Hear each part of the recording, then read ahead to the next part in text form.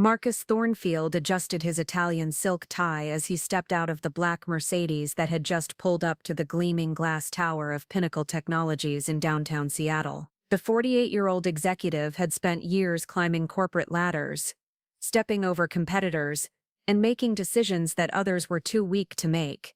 Today marked his first day as Chief Executive Officer of one of the Pacific Northwest's most promising tech companies. I'd love to know which corner of the globe you're watching from, and if this story speaks to you, make sure to subscribe. Tomorrow's video is one you absolutely can't miss. The elevator whisked him to the 32nd floor, where floor-to-ceiling windows offered a commanding view of Elliott Bay. Pinnacle Technologies had been making waves in the artificial intelligence sector, developing cutting-edge software solutions that major corporations were eager to implement. The company's previous CEO, Elizabeth Warren Chen, had built the organization from a small startup to a workforce of over 800 employees in just 7 years. Marcus had different plans entirely. He surveyed the open concept office space, watching young professionals collaborate around standing desks and in glass-walled conference rooms. The energy was palpable, developers debugging code, marketing teams brainstorming campaigns, and project managers coordinating with clients across multiple time zones. But Marcus saw something else, what he considered to be fundamental flaws in the company's structure. His assistant, Patricia Holloway, a seasoned professional in her 50s, approached with a tablet containing his schedule. "Mr. Thornfield, the executive team is waiting in conference room A for your 10 o'clock meeting." Marcus nodded curtly. He had inherited a leadership team that reflected Elizabeth Chen's philosophy of diverse hiring and collaborative management. The chief technology officer was Sarah Martinez, a brilliant 26-year-old, who had designed 3 of the company's most successful AI algorithms. The head of marketing was Jessica Kim, 24 years old and responsible for campaigns that had increased brand recognition by 300% over the past 2 years. The director of human resources was Amanda Foster, 27, who had implemented employee satisfaction programs that resulted in a 92% retention rate. These young women had been instrumental in Pinnacle's success, but Marcus viewed their age and gender as liabilities rather than assets. He believed that serious business required serious people, mature men, who understood the weight of corporate responsibility and wouldn't be distracted by personal relationships, family planning, or what he considered to be emotional decision-making. The conference room fell silent as Marcus entered. The executive team had prepared detailed presentations about ongoing projects, quarterly projections, and strategic initiatives. Sarah Martinez began discussing the development timeline for their latest AI platform, which had already attracted interest from Fortune 500 companies. Jessica Kim followed with marketing analytics that showed impressive user engagement metrics across all demographics. Amanda Foster presented employee feedback surveys that consistently rated workplace culture and leadership satisfaction at industry-leading levels. Marcus listened without taking notes, his expression remaining neutral throughout the presentation. When the last slide disappeared from the projection screen, he stood and walked to the window overlooking the city. "I appreciate the thorough overview," he said, his voice carrying a tone that suggested the opposite. "However, I'm concerned about the direction this company has been heading. We've been operating more like a college campus than a serious business enterprise." Sarah Martinez exchanged glances with her colleagues. "Mr. Thornfield, our current approach has generated consistent revenue growth and industry recognition. Our AI solutions have been featured in." Marcus raised his hand, cutting her off. "I'm not questioning the technical capabilities, I'm questioning the leadership structure. This company needs maturity, stability, and proven experience at the helm of every department." Over the following weeks, Marcus began implementing his vision systematically. He scheduled individual meetings with department heads, ostensibly to discuss performance metrics and future goals. However, these conversations revealed his true agenda. He questioned the decision-making capabilities of younger employees, particularly women, suggesting that their priorities might shift unexpectedly due to personal circumstances. The first termination occurred 3 weeks into his tenure. Melissa Rodriguez, a 23-year-old software engineer who had developed a revolutionary machine learning algorithm, was called into Marcus's office on a Tuesday afternoon. She had been with the company for 18 months and had received glowing performance reviews from her supervisor. "Melissa, I've been reviewing your file." Marcus began, leaning back in his leather chair. "While your technical skills are adequate, I'm concerned about your long-term commitment to this organization. At your age, there are many life changes that could impact your availability and focus." Melissa felt her stomach drop. "Sir, I'm completely dedicated to my work here. My performance reviews have been excellent, and I've exceeded all project deadlines." "I'm sure you believe that," Marcus replied dismissively. "However, I'm making some organizational changes that require different skill sets and experience levels. Your position is being eliminated effective immediately." The same scene played out repeatedly over the following month. Jennifer Walsh, a 22-year-old data analyst whose insights had helped secure a multi-million-dollar contract, was terminated for restructuring purposes. Crystal Thompson, a 25-year-old project manager who had successfully coordinated the company's largest product launch, was told her role was being consolidated with other departments. By the end of his second month, Marcus had systematically removed 43 women under the age of 25 from the company. He replaced them with older male employees, many of whom lacked the specific technical expertise of their predecessor. The terminations were presented as strategic reorganization, with Marcus citing the need for seasoned professionals who could provide stable leadership. The remaining employees watched these changes with growing alarm. Robert Chen, a 31-year-old senior developer, noticed that his female colleagues were disappearing from meetings and project teams. "It's like they're being erased," he confided to his cubicle neighbor David Park. "Some of our best people are just gone." Marcus felt confident in his decisions. He believed he was building a more reliable workforce, one that wouldn't be subject to what he perceived as the inherent instability of young women. In his mind, he was protecting the company from future disruptions and positioning it for sustained growth under mature leadership. The corporate culture began shifting dramatically. The collaborative energy that had characterized Pinnacle Technologies was replaced by a more hierarchical, rigid structure. Innovation meetings became formal presentations where Marcus made final decisions with minimal input from his team. The open concept workspace felt increasingly tense as employees wondered who might be next to receive a termination notice. Patricia Holloway, Marcus's assistant, found herself in an uncomfortable position. She had witnessed every termination meeting and began recognizing the pattern. As someone who had worked in corporate environments for over 2 decades, she understood that what Marcus was doing went beyond standard business practices. However, she also needed her job and was uncertain about how to address her concern. Meanwhile, the terminated employees were struggling to understand what had happened to their careers. Many had been building their professional reputations at Pinnacle Technologies and suddenly found themselves unemployed without clear explanation. Sarah Martinez, the former CTO, was particularly devastated. She had turned down job offers from major tech companies because she believed in Pinnacle's mission and enjoyed the collaborative culture that Elizabeth Chen had created. "I don't understand," Sarah told her friend Lisa during a coffee meeting in Capitol Hill. "One day I was leading a team of 30 engineers,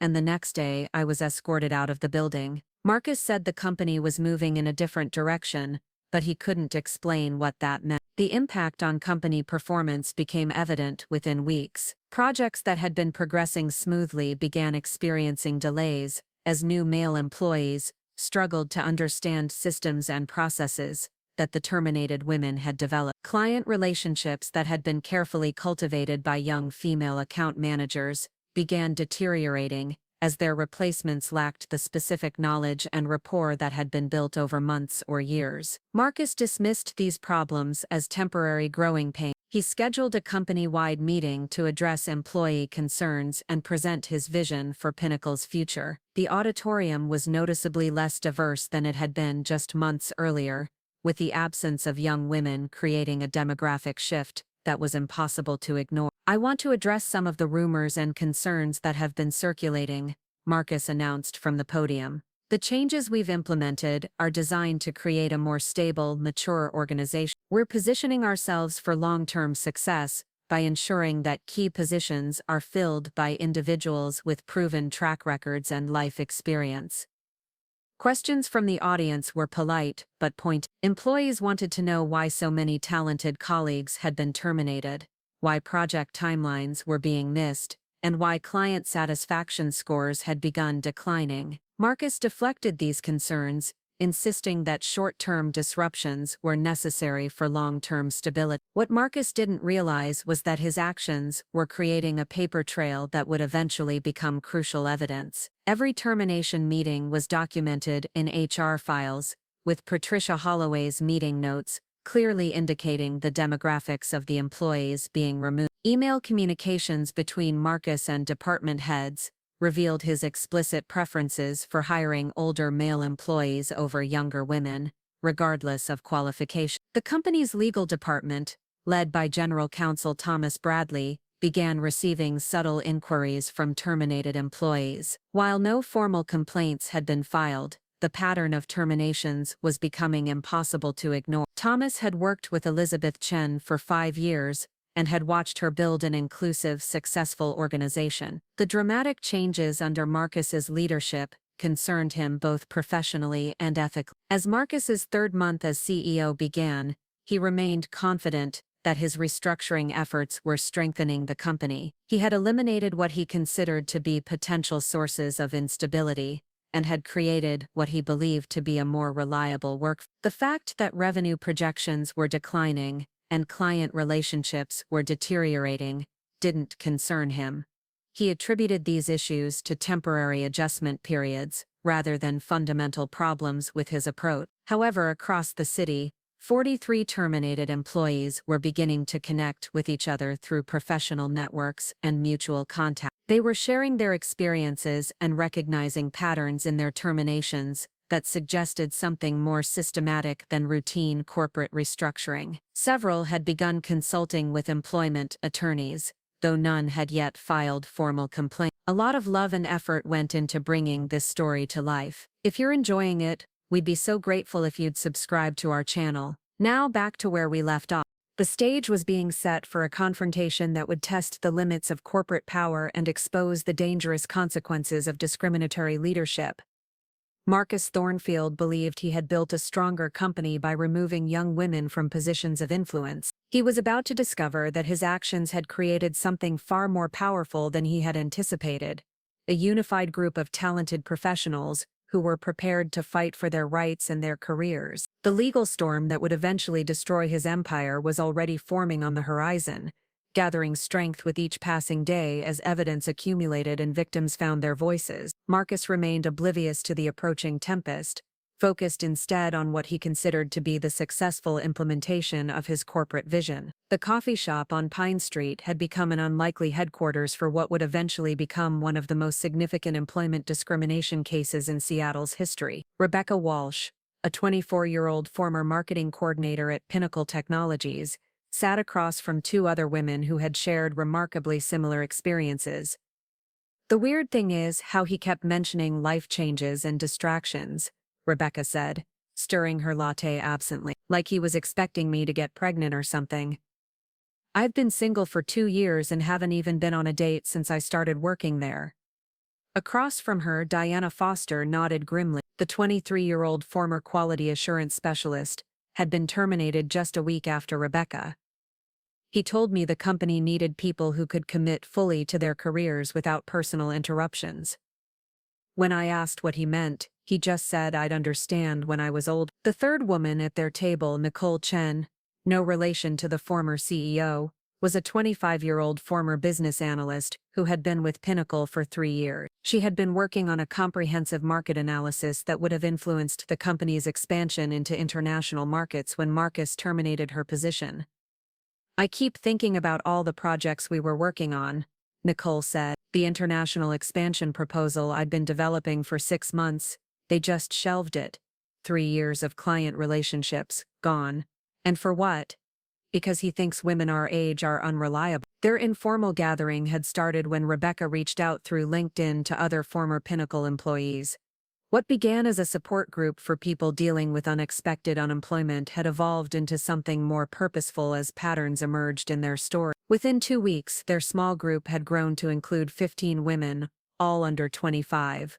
all formerly employed at Pinnacle Technology. They met at different locations around Seattle, sometimes at the Central Library, other times at Pike Place Market, occasionally in living rooms when the weather turned particularly rainy.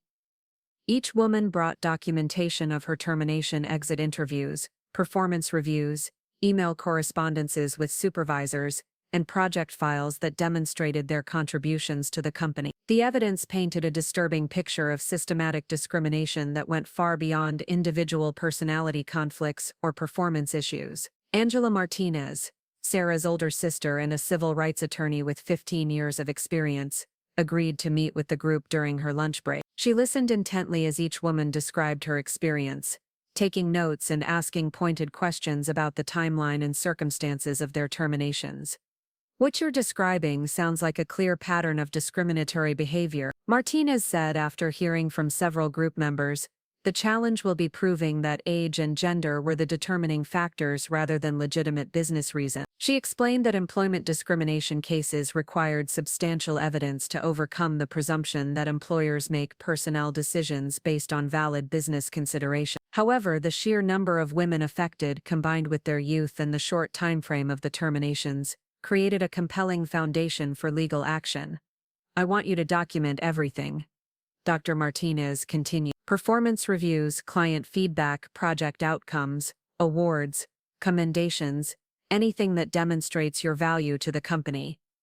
We need to show that these terminations couldn't have been based on legitimate performance concerns." Meanwhile, inside Pinnacle Technologies, the impact of Marcus's restructuring was becoming increasingly apparent. The company's flagship AI development project, which had been led by the terminated Sarah Martinez, was now 3 months behind schedule. The replacement team, headed by 45-year-old Gerald Thompson, was struggling to understand the complex algorithms that Sarah had developed. "We're basically starting from scratch," Gerald admitted during a private conversation with Thomas Bradley, the company's general counsel. "The documentation exists, but the institutional knowledge walked out the door with Sarah and her team."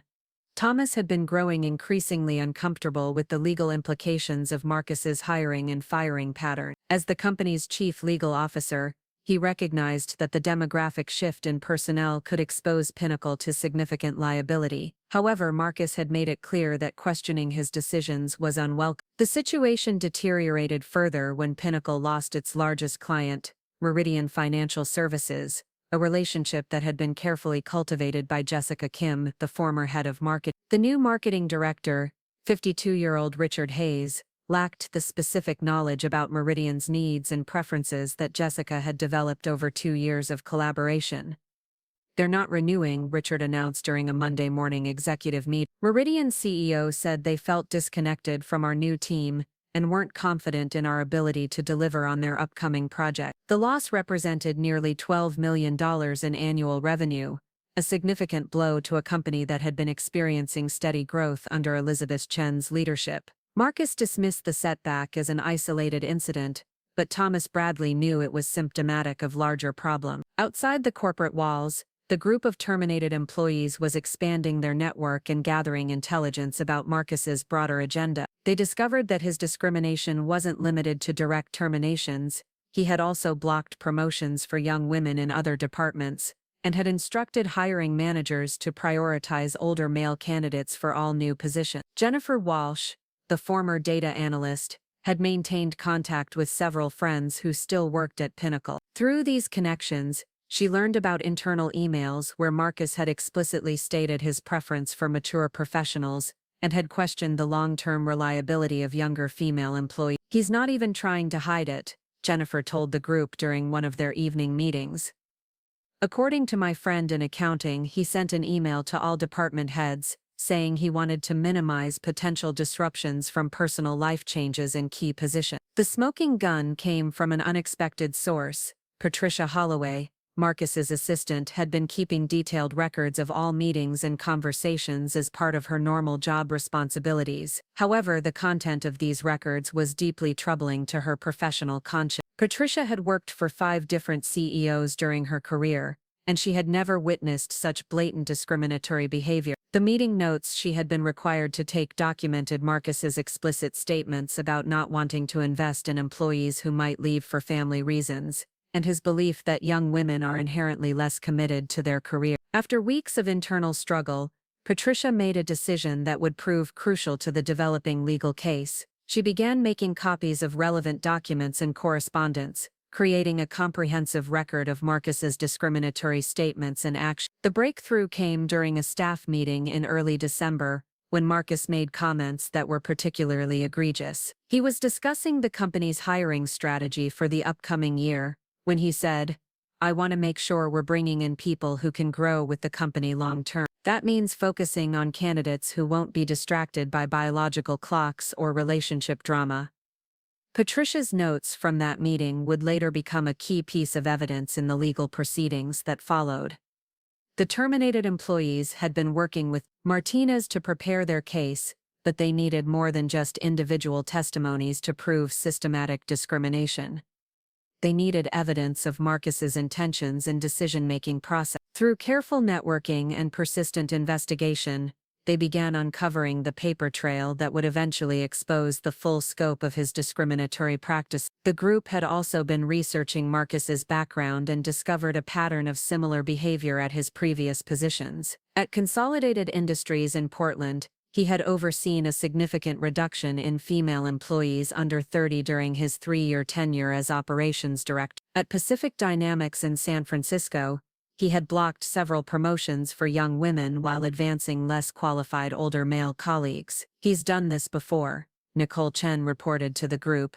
"I found 3 women in Portland who had similar experiences when he was there. They didn't pursue legal action because they were isolated and didn't have the resources to fight a large corporation." This historical pattern strengthened their case considerably, demonstrating that Marcus's behavior at Pinnacle wasn't an anomaly but part of a consistent discriminatory approach to personnel management. As winter settled over Seattle, the group had grown to include 22 women, along with several male allies who had witnessed the discriminatory practices or had been disturbed by the company's cultural shift. They had compiled hundreds of pages of documentation including performance reviews, client testimonials, project outcomes, and recorded statements from current employees who were willing to testify about Marcus's discriminatory comments. The legal foundation was becoming solid, but Martinez knew they needed to move carefully. Employment discrimination cases against major corporations required substantial resources and could take years to resolve. The terminated employees were dealing with financial pressures from unemployment, and Marcus's legal team would undoubtedly be well-funded and aggressive. However, the strength of their evidence was compelling. The sheer number of women affected, combined with the clear demographic pattern and documented statements from Marcus himself, created a case that would be difficult for any defendant to dismiss or explain away. What Marcus didn't realize was that his confidence in his discriminatory practices was creating the very evidence that would eventually destroy his career and his company. Every meeting he held, every decision he made, and every statement he uttered was being documented by people who understood the legal implications of his actions. The legal storm was gathering strength, and Marcus remained completely unaware of the forces aligning against him. His focus was on what he considered to be the successful transformation of Pinnacle Technologies into a mature, stable organization. He had no idea that his victims were organizing, gathering evidence, and preparing to challenge his discriminatory practices in court. The stage was set for a confrontation that would test the limits of corporate power and expose the dangerous consequences of systematic discrimination. Marcus Thornfield believed he had created a stronger company by removing young women from positions of influence. He was about to discover that his actions had created something far more powerful, a unified group of talented professionals who were prepared to fight for their rights and hold him accountable for his discriminatory practice. The law offices of Martinez and Associates occupied 3 floors of a downtown Seattle high-rise, with panoramic views of Puget Sound, stretching toward the Olympic Mountains. Angela Martinez had built her practice on employment discrimination cases, but she had never encountered a situation quite like the one that walked through her doors in January. The conference room was packed with 22 women, each carrying folders thick with documentation. The atmosphere was electric with determination and nervous energy as they prepared to formally launch their legal challenge against Marcus Thornfield and Pinnacle Technologies. Before we proceed, I want everyone to understand what we're undertaking, Martinez began, her voice carrying the authority of someone who had won significant victories against major corporations. This won't be a quick resolution. We're challenging a CEO who has significant resources and will fight aggressively to protect his reputation and the company's interest. She outlined their legal strategy, which would center on proving that Marcus had engaged in systematic discrimination based on age and gender. The evidence they had compiled was substantial, but corporate defense attorneys were skilled at creating alternative explanations for personnel decisions. Our strongest assets are the documented statements from Marcus himself. Dr. Martinez continued. Patricia Holloway's meeting notes are particularly damaging because they capture his explicit reasoning for the termination. However, we need to be prepared for attempts to discredit these documents or claim they were taken out of context. The legal team had spent weeks analyzing employment law precedents and building a comprehensive case strategy. They would argue that Marcus's actions violated both federal and state anti-discrimination laws, seeking damages for lost wages, emotional distress, and punitive measures to prevent future discriminatory practice. Sarah Martinez, the former CTO, had become the unofficial spokesperson for the group. Her technical expertise and leadership experience made her a compelling figure, and her documentation of Pinnacle's AI development projects demonstrated the significant value that Marcus had discarded through his discriminatory practice. I've been thinking about this for months, Sarah said during the strategy session.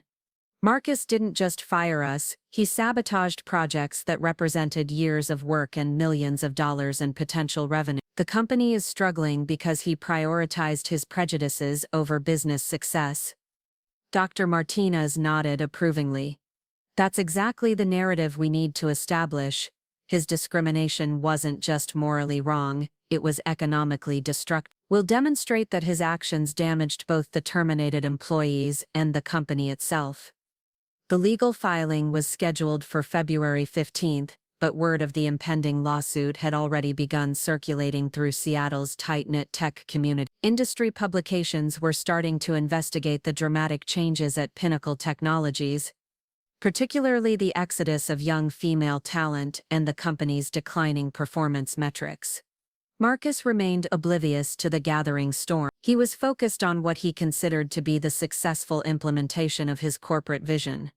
The revenue losses and client defections were, in his mind, temporary setbacks that would be resolved once his new team gained experience and stability. However, Thomas Bradley, the company's general counsel, was increasingly concerned about the legal vulnerabilities that Marcus's actions had created. He had been subtly encouraging Marcus to reconsider some of his personnel decisions, but his suggestions were consistently dismissed. I think we should conduct a comprehensive review of our recent hiring and termination practices, Thomas suggested during a private meeting in Marcus's office. There are some demographic patterns that could be problematic if they're challenged legally. Marcus waved off his concern. We've made sound business decisions based on the needs of this organization. Anyone who questions those decisions is welcome to seek employment elsewhere. Thomas recognized the futility of further warning. Marcus's arrogance was preventing him from seeing the legal peril he had created. And Thomas began quietly preparing for the inevitable litigation that would follow.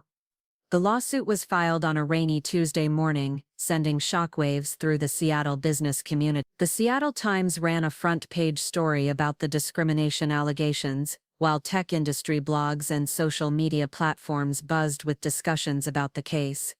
The legal complaint was comprehensive and damning. It detailed Marcus's systematic termination of young female employees, documented his discriminatory statements, and presented evidence of the economic damage caused by his action. The plaintiffs sought compensatory damages, punitive damages, and injunctive relief to prevent future discriminatory practices.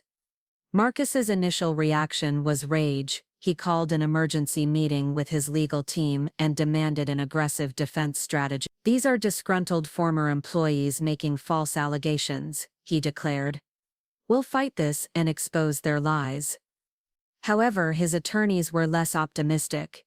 The evidence compiled by the plaintiffs was substantial and well documented. Patricia Holloway's meeting notes were particularly problematic because they captured Marcus's discriminatory reasoning in his own words. "Mr. Thornfield, we need to discuss the possibility of settlement," suggested lead defense attorney Catherine Mill. "The evidence against you is significant, and a prolonged legal battle could result in substantial damages and negative publicity." Marcus rejected any consideration of settlement. In his mind, agreeing to pay the terminated employees would be an admission of wrongdoing. And he was convinced that his actions had been legally justified business decisions. The legal discovery process began immediately, with both sides demanding access to internal documents, email correspondence, and personnel files. This phase of litigation would prove devastating for Marcus's defense, as it exposed the full scope of his discriminatory practices and the economic damage they had caused. Pinnacle Technologies was forced to produce thousands of pages of documents, including performance reviews, client feedback, project reports, and financial records. The evidence painted a clear picture of highly qualified employees being terminated for discriminatory reasons, while the company's performance declined significantly. The discovery process also revealed the extent of Marcus's previous discriminatory behavior at other companies. Martinez's legal team had subpoenaed records from his former employers, uncovering a pattern of similar actions that strengthened their case considerably. "He's done this before, and he'll do it again unless he's stopped," Martinez told reporters during a press conference, announcing the expanded scope of their legal action. "This isn't about one company or one group of employees, it's about holding corporate leaders accountable for systematic discrimination." The media attention was intense and overwhelmingly negative for Marcus and Pinnacle Technologies. Business publications ran detailed analyses of the company's declining performance since the terminations, while legal experts commented on the strength of the discrimination case. The negative publicity began affecting Pinnacle's business relationships. Several major clients expressed concerns about working with a company facing such serious discrimination allegations. Potential employees began declining job offers, and current employees started updating their resumes as the company's reputation deteriorated. Marcus's response was to double down on his position. He gave interviews claiming that the allegations were fabricated by disgruntled former employees and insisted that his personnel decisions had been based solely on business considerations. However, his public statements only provided additional evidence of his discriminatory mindset. During a particularly damaging television interview, Marcus made comments that would later be cited in court filings. When asked about the demographic patterns in his terminations, he said, "I believe in hiring and retaining employees who can provide long-term stability and won't be distracted by personal issues that are common among younger workers." The legal team representing the terminated employees seized on these statements as additional evidence of discriminatory intent. Marcus's own words were becoming his worst enemy, as each public comment provided more ammunition for the plaintiff's case. Meanwhile, the economic damage to Pinnacle Technologies was accelerating. The company had lost 3 major clients since the lawsuit was filed, representing over $20 million in annual revenue. The stock price had dropped by 40%, and several board members were privately discussing the possibility of removing Marcus from his position. The discovery process revealed internal communications that were particularly damaging to Marcus's defense. Email exchanges between him and department heads showed explicit instructions to avoid hiring young women and to prioritize older male candidates for all positions. One email sent to the Human Resources Director was especially incriminating.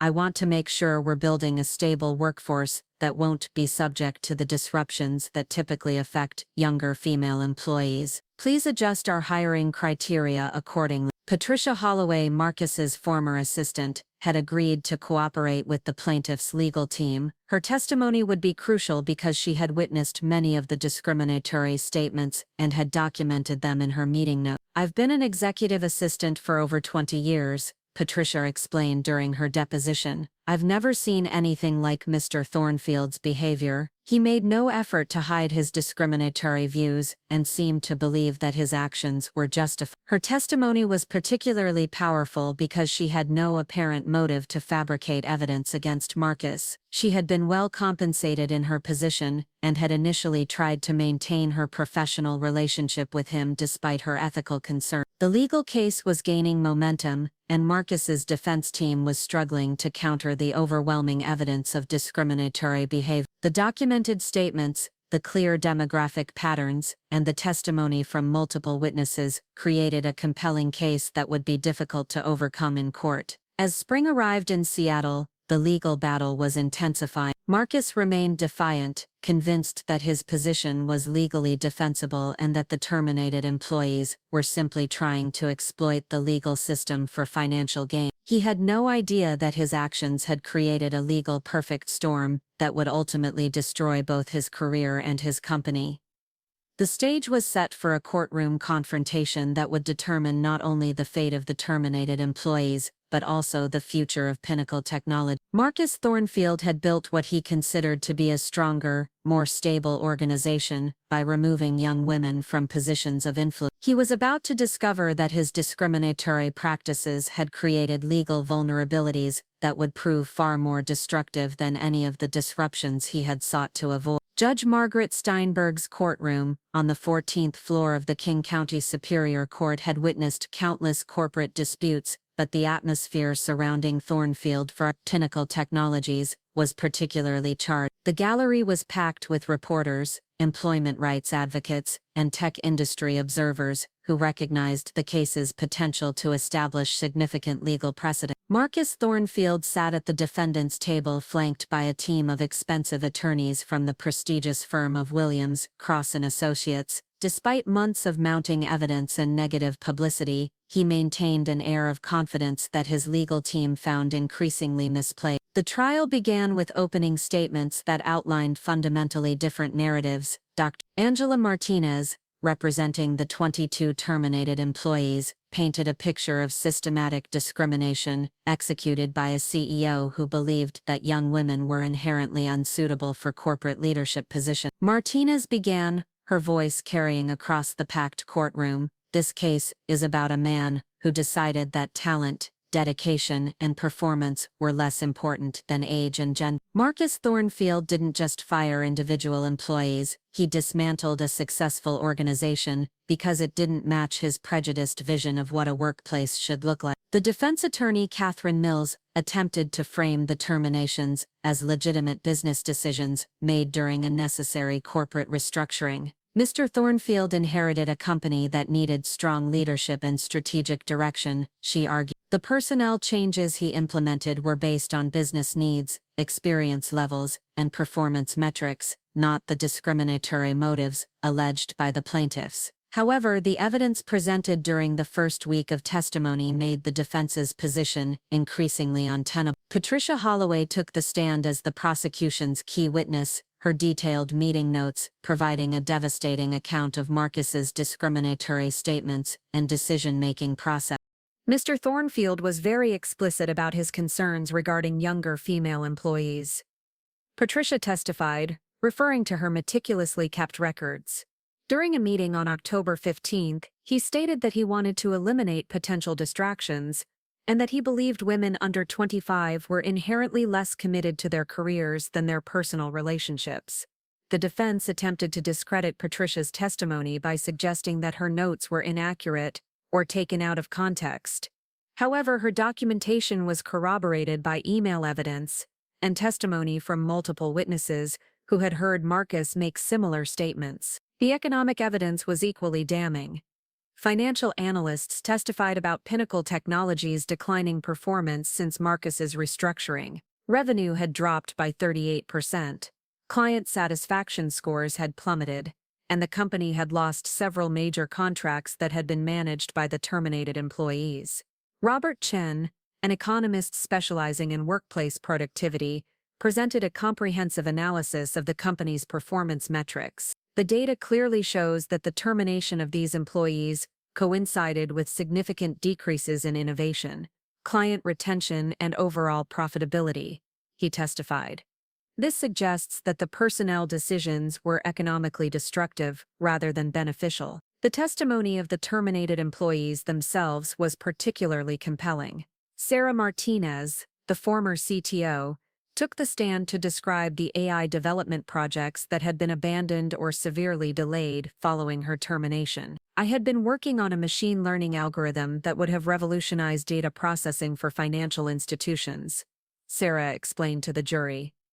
"The project was 90% complete when I was terminated. 6 months later it was shelved because the replacement team couldn't understand the technical architecture I had developed." Each plaintiff told a similar story of professional accomplishment, followed by abrupt termination for reasons that had nothing to do with their performance or qualifications. The pattern was so clear and consistent that even Marcus's defense team struggled to provide alternative explanation. The second week of testimony focused on Marcus's historical pattern of discriminatory behavior at previous companies. Martinez's legal team had uncovered evidence of similar actions during his tenure at Consolidated Industries and Pacific Dynamics, establishing a pattern that undermined any claims that his behavior at Pinnacle was an isolated incident. Former colleagues from his previous positions testified about witnessing discriminatory comments and decisions. Janet Wilson, who had worked under Marcus at Consolidated Industries,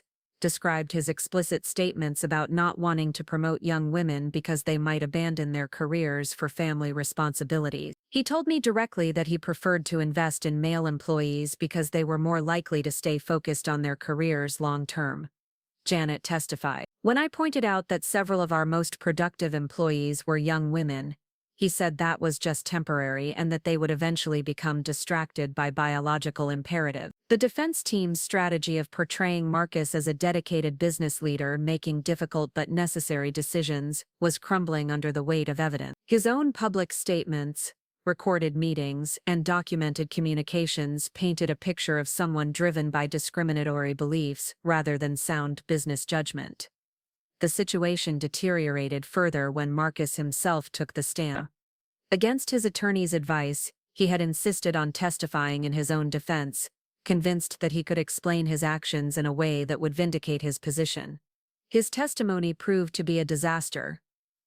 Under cross-examination by Dr. Martinez, Marcus became defensive and made statements that reinforced the discrimination allegations rather than refuting them. "I stand by my belief that mature, experienced employees provide greater stability than younger workers who may have divided loyalties," Marcus testified, seemingly unaware of how his words sounded to the jury. "Companies need leadership from people who understand the long-term consequences of their decisions." When Dr. Martinez pressed him about his specific concerns regarding young female employees, Marcus's responses became increasingly problematic. "Women of childbearing age face unique challenges that can affect their career commitment," he said, causing several jury members to exchange concerned glances. "I was trying to build a stable organization that wouldn't be subject to those kinds of disruption." The cross-examination continued for 2 grueling days, with Marcus repeatedly making statements that confirmed the discriminatory mindset alleged by the plaintiffs. His attorneys attempted damage control through redirect examination,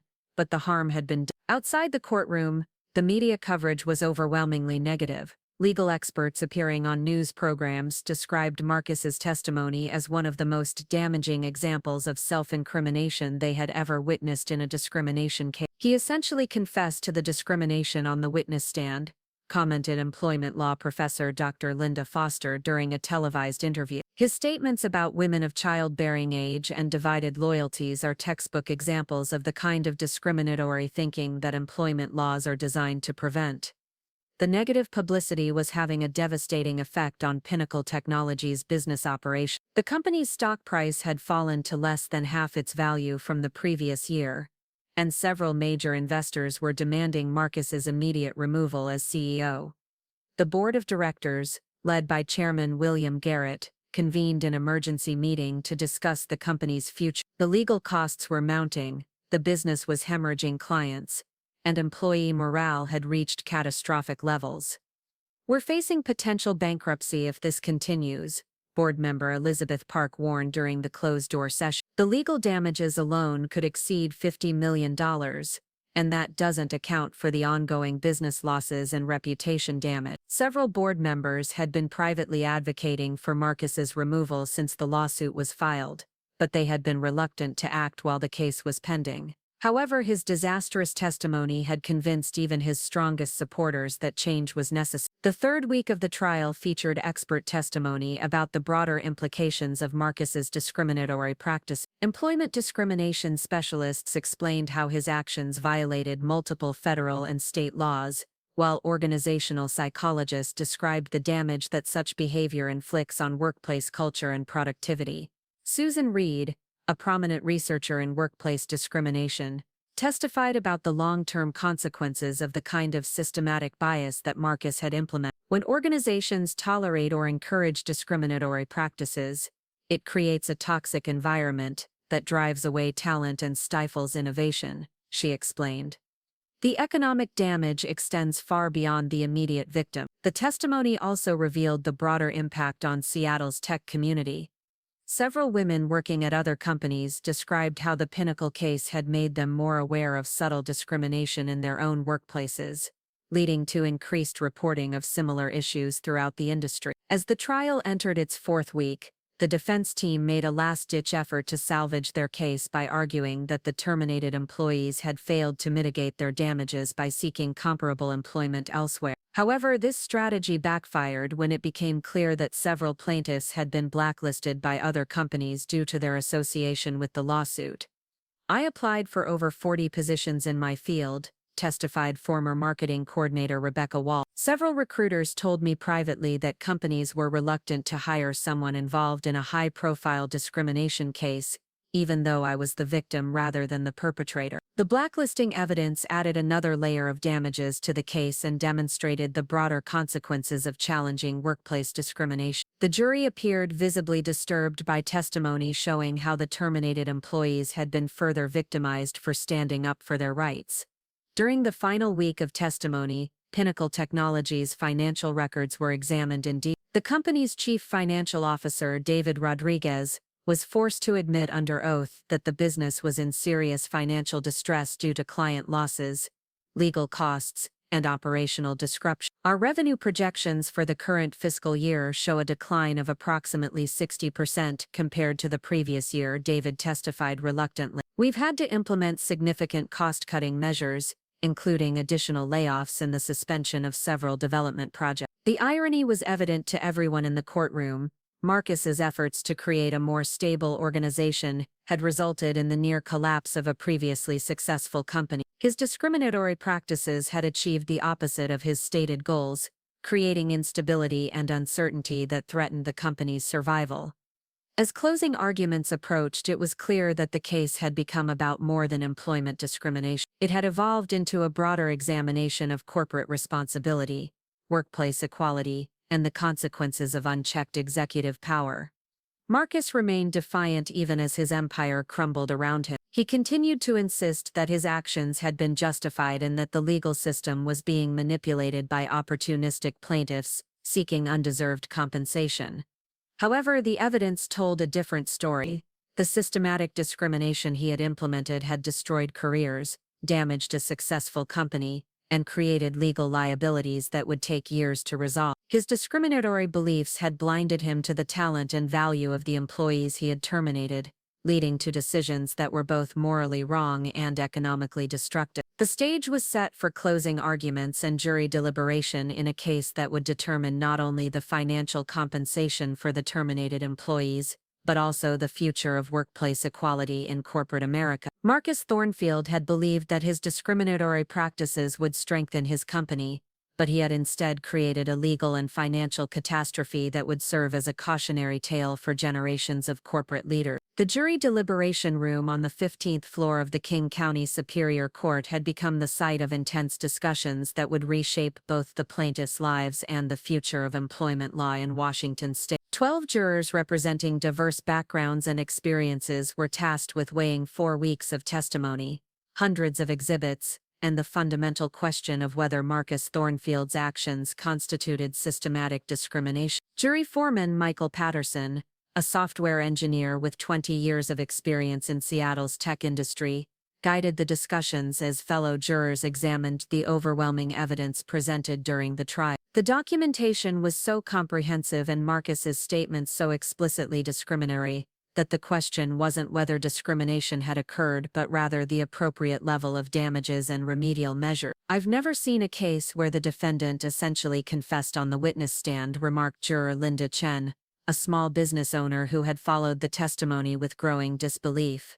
His own words proved everything the plaintiffs alleged. The deliberations lasted 3 days, during which the jurors carefully reviewed financial records, performance evaluations, and the extensive documentation that Patricia Holloway had provided. They also considered expert testimony about the long-term impact of workplace discrimination and the broader implications for corporate accountability. Meanwhile, outside the courthouse, Marcus paced in the conference room of his legal team, unable to comprehend how his carefully planned corporate restructuring had devolved into what he still considered to be a manufactured legal crisis. His attorneys had attempted to prepare him for the possibility of an adverse verdict, but he remained convinced that the jury would recognize the legitimacy of his business decision. "They have to understand that I was acting in the company's best interests," Marcus insisted to his lead attorney Catherine Mills. "Every decision was based on creating a more stable, productive organization." Catherine exchanged glances with her colleagues, recognizing the futility of continuing to explain the legal realities to a client who refused to acknowledge his discriminatory behavior. The evidence against Marcus was so overwhelming that even the most skilled legal team would struggle to achieve a favorable outcome. On Thursday afternoon, the jury announced that they had reached a verdict. The courtroom filled quickly with reporters, employment rights advocates, and representatives from both parties. The tension was palpable as Judge Margaret Steinberg called the session to order. "Has the jury reached a verdict in the matter of Martinez at Thornfield and Pinnacle Technologies?" Judge Steinberg inquired.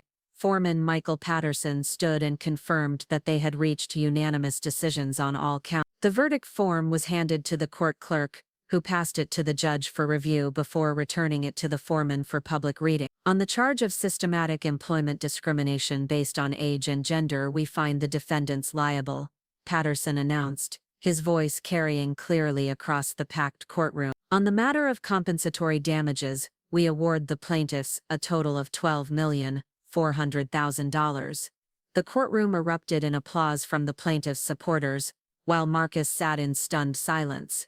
However, the jury wasn't finished delivering their verdict. "On the matter of punitive damages, designed to prevent future discriminatory conduct, we award an additional $18 million, Patterson continued.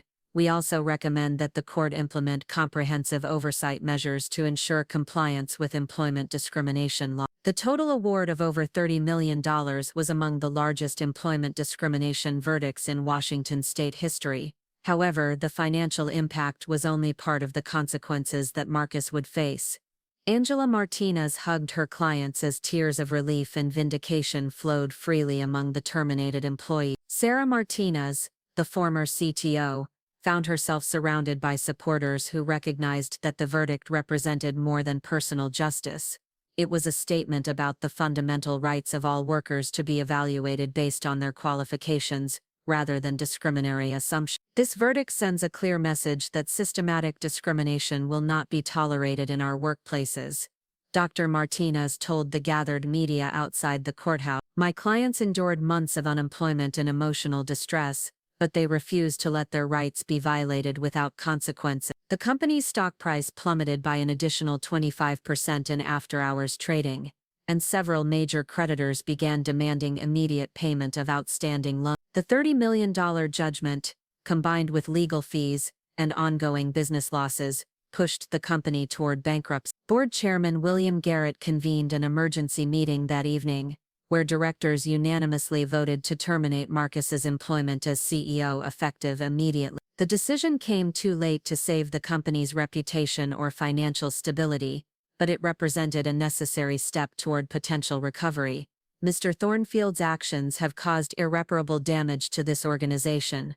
Garrett announced during a hastily arranged press conference. The board takes full responsibility for failing to prevent this situation and is committed to implementing comprehensive reforms to ensure it never happens again. Marcus's termination came with no severance package and the forfeiture of stock options that would have been worth millions of dollars under different circumstances. His discriminatory practices had not only destroyed the careers of 22 talented women, but had also obliterated his own professional future.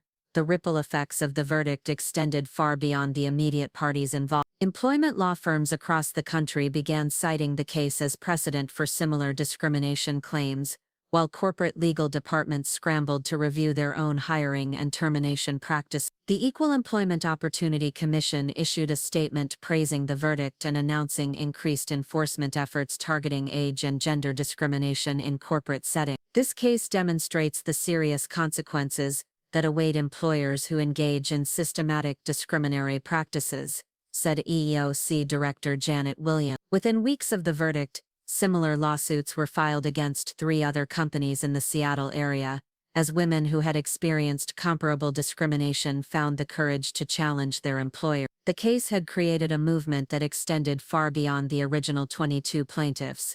For the terminated employees, the verdict represented both vindication and the opportunity to rebuild their career. Several had already received job offers from companies eager to demonstrate their commitment to diversity and inclusion. The publicity surrounding their legal victory had ironically made them more attractive to employers who wanted to associate their organizations with the fight against discrimination. Sarah Martinez received offers from 4 major tech companies, ultimately choosing a position as Chief Technology Officer at Nexus Innovations, a rapidly growing artificial intelligence firm. Her new employer specifically cited her leadership during the discrimination case as evidence of her integrity and courage under pressure. "I'm grateful for the opportunity to continue my career at an organization that values talent over demographics," Sarah said during her first interview as the new CEO. "The experience with Marcus Thornfield was devastating, but it also strengthened my resolve to create inclusive workplaces where everyone can succeed."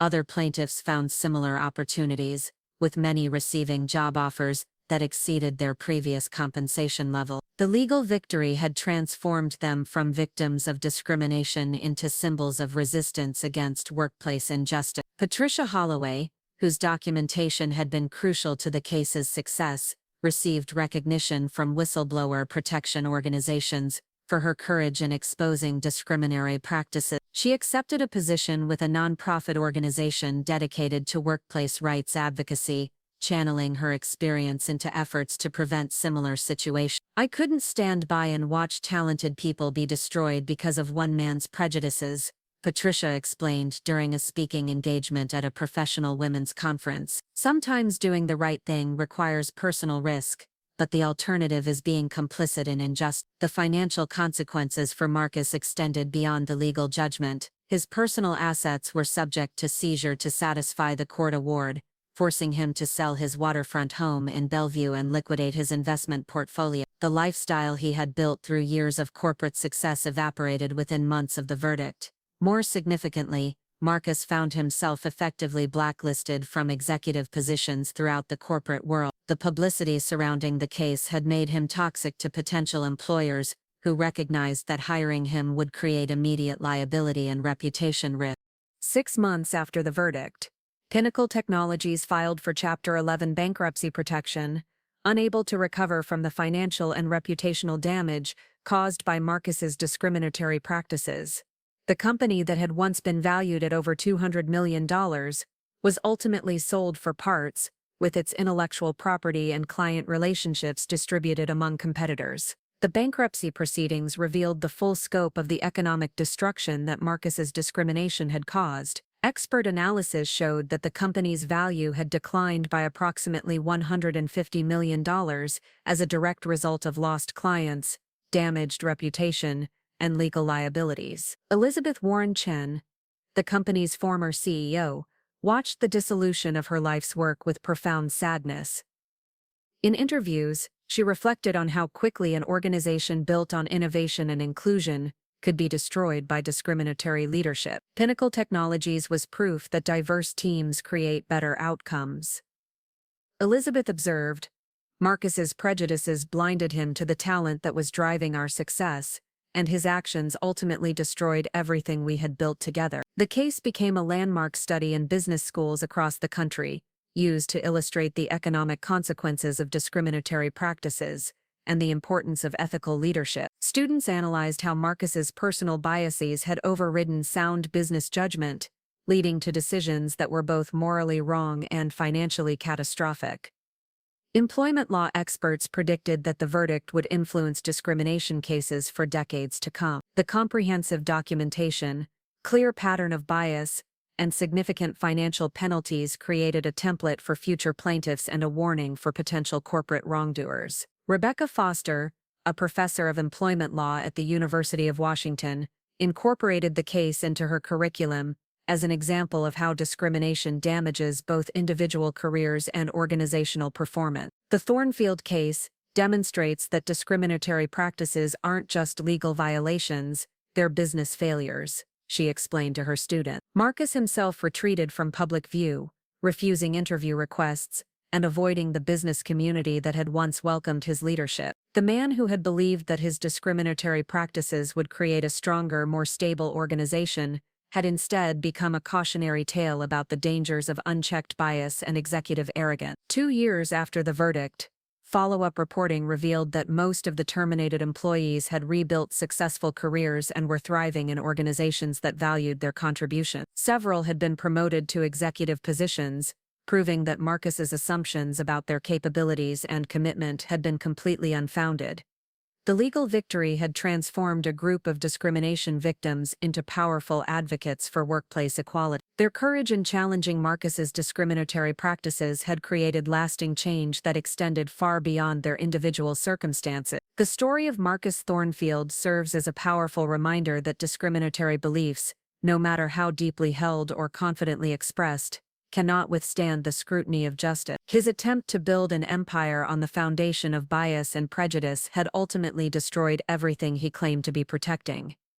In the end, the legal storm that Marcus never expected had indeed cost him his empire, and delivered justice to those who had the courage to demand it. 3 years had passed since the landmark verdict that reshaped employment law in Washington state, but the reverberations of Marcus Thornfield's catastrophic decisions continued to ripple through the corporate world. The abandoned Pinnacle Technologies building stood empty in downtown Seattle, its darkened windows serving as a monument to the destructive power of systematic discrimination. Marcus himself had vanished from the business world entirely, his once prominent career reduced to cautionary tales told in boardrooms and law school. The man who had believed that eliminating young women from his workforce would create corporate stability had instead become synonymous with executive failure and discriminatory excess.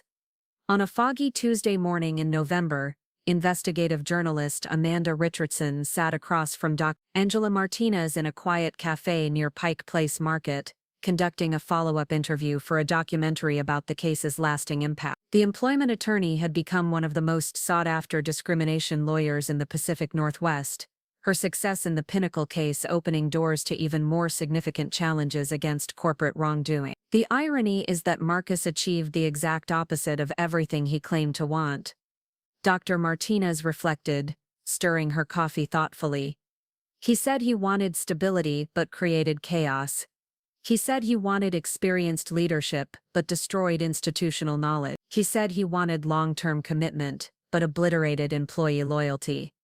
The documentary project had been tracking the post-verdict lives of all the major players in the case, revealing stories of both triumph and tragedy that extended far beyond the original legal proceeding. The 22 women who had been terminated by Marcus had not only rebuilt their careers, but had become influential advocates for workplace equality throughout the tech industry. Sarah Martinez, the former CTO who had become the unofficial leader of the group, now served as Chief Executive Officer of Nexus Innovations, the artificial intelligence company where she had initially taken a technology role. Her rapid promotion to the top position had been driven partly by her exceptional technical skills and partly by her demonstrated leadership during the discrimination crisis. Leading this company has given me the opportunity to create the kind of workplace that Marcus tried to destroy, Sarah explained during her own interview for the document. We've built an organization where talent is the only factor that matters, and our success proves that diversity drives innovation. Under Sarah's leadership,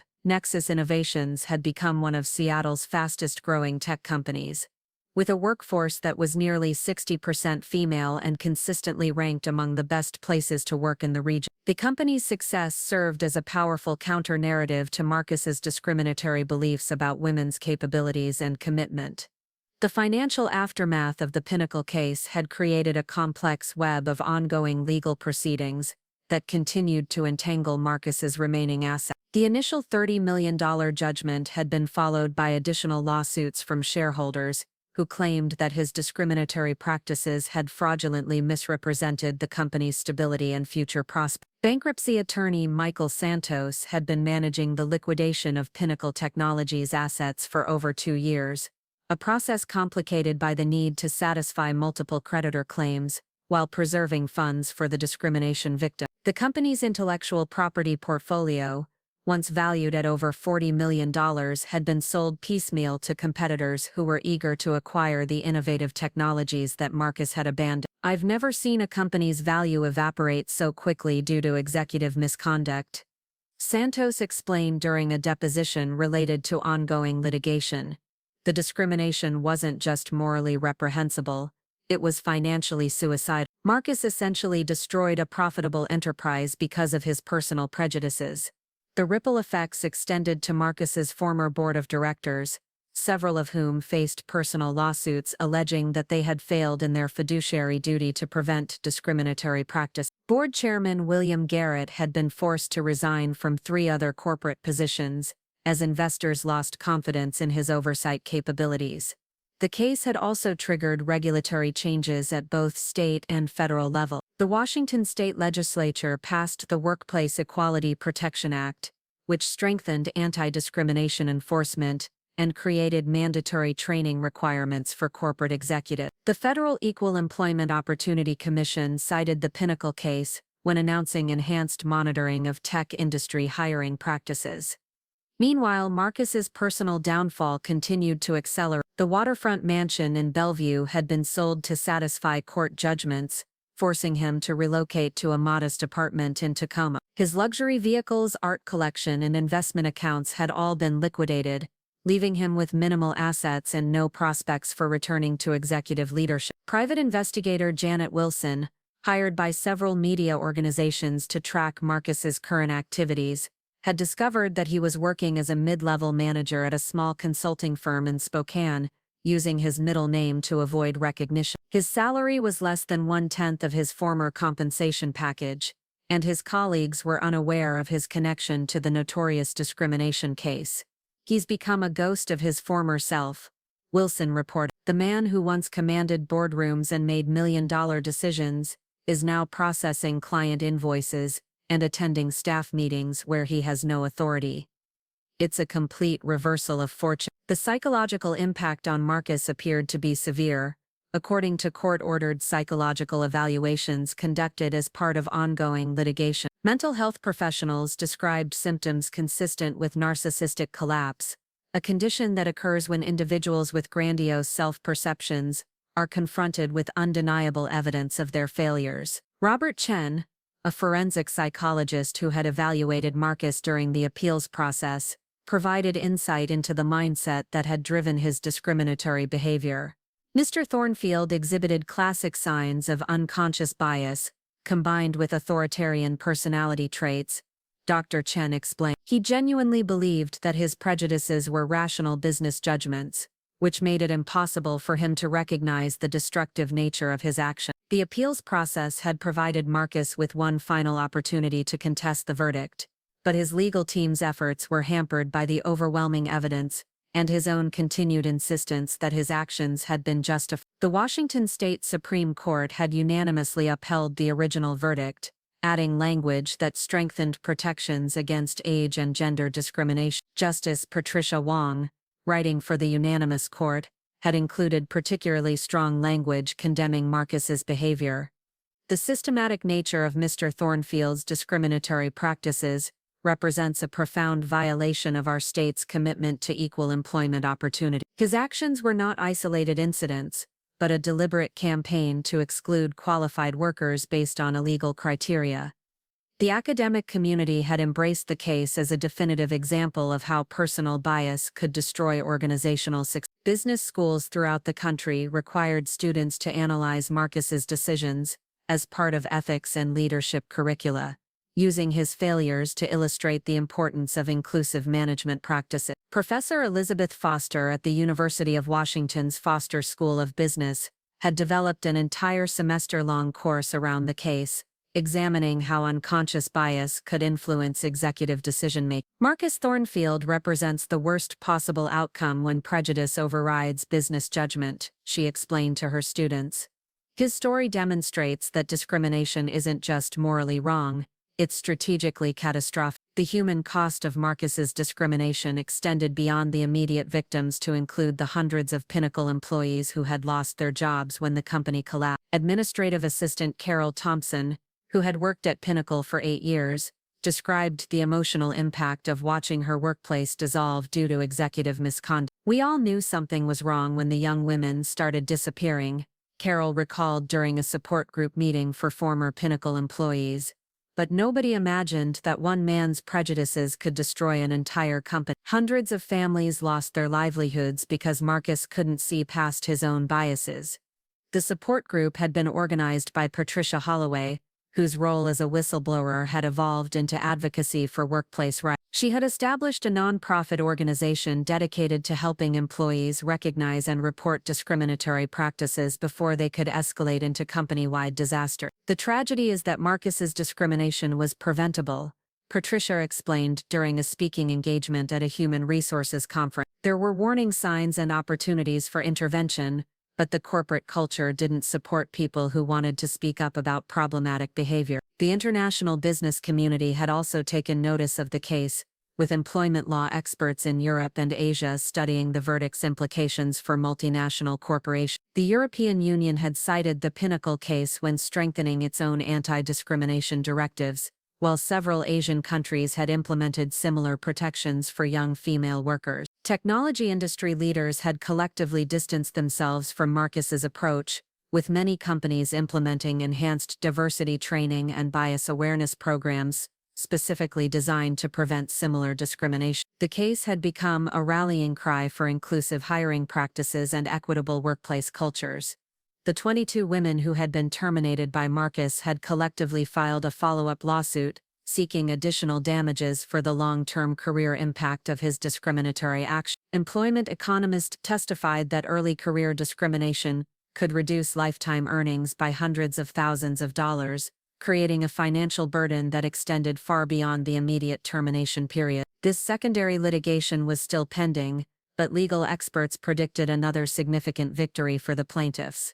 The precedent established by the original verdict had made it difficult for defendants to argue against the long-term consequences of discriminatory employment practice. As the third anniversary of the verdict approached, local media organizations planned retrospective coverage, examining the case's lasting influence on employment law and corporate governance. The consensus among legal experts was that the Pinnacle case had fundamentally changed how discrimination claims were evaluated and prosecuted. The empty Pinnacle building had been purchased by a nonprofit organization dedicated to entrepreneurship and women's empowerment, creating a symbolic transformation from a site of discrimination to a center for inclusive economic development. The irony was not lost on observers who noted that Marcus's former office would now house programs specifically designed to support the career advancement of young women.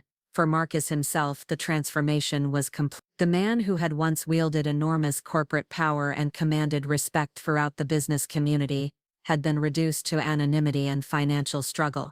His attempt to create what he considered a more stable and reliable workforce had instead created the most unstable possible outcome, the complete destruction of his professional reputation and personal wealth. The final chapter of Marcus Thornfield's story served as both a cautionary tale and a source of inspiration. His catastrophic failures demonstrated the devastating consequences of allowing prejudice to guide business decisions, while the courage of his victims showed that even the most powerful corporate wrongdoers could be held accountable for their actions. In the end, the legal storm that Marcus never expected had not only cost him his empire but had created lasting change that would protect future generations of workers from similar discrimination. His discriminatory practices had been intended to exclude and diminish young women in the workplace, but had instead empowered them to demand justice and achieve unprecedented legal victory. The story of Marcus Thornfield and Pinnacle Technologies would be remembered not as a tale of successful corporate restructuring,